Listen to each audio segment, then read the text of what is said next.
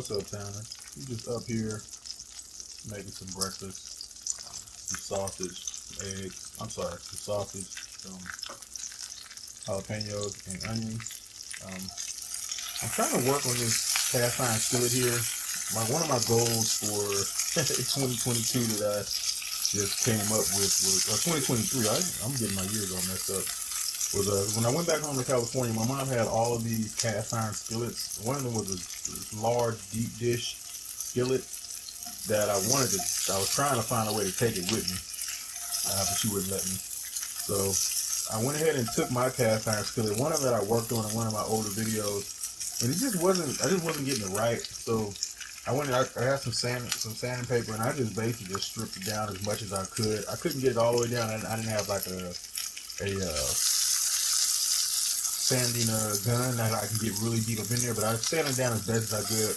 And my goal is basically just work on this thing every day to try to get this as smooth as possible, because I tell you, when we was in California, I was straight abusing that cast iron skillet, cleaning it and cooking on it, and it was just wiping out with no problems. And I would love to be able to work on my own pan and get it the way I want it, as opposed to just continuously, like year after year, having to buy a new non-stick skillet, which, you know, they work amazing when they first start out, but after a few weeks or so, after a few months or so, they really start to break down and they don't become as non-stick as they used to be. So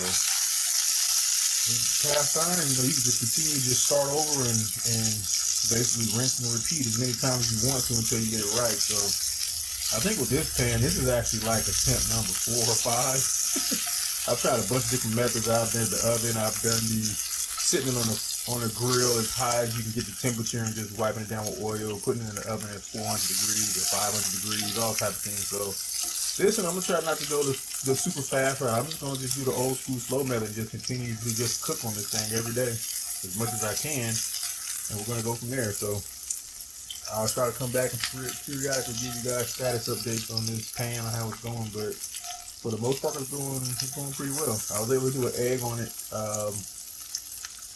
the first day that I sanded it down and put some oil on it. It was super smooth. I was like, let me just try an egg. It stuck a little bit, but cheese worked great on it. So, like I said, I'm going to keep working on it. And Happy New Year again, everyone. Enjoy. And also, you know what? I might add some eggs to this, but with these egg prices that's going on right now,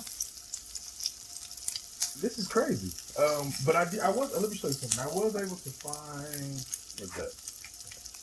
I was able to find this. I was able to find some egg beaters, liquid eggs, which was a lot cheaper than a carton of eggs, and they work just as great. I did end up getting some eggs, but what I've been doing is I've been like cracking one egg and then mixing the rest with the egg white of the egg beaters, basically trying to stretch my eggs as much as I can. So yeah. These egg and chicken prices, it's time for you guys to drop. All right, enjoy, guys.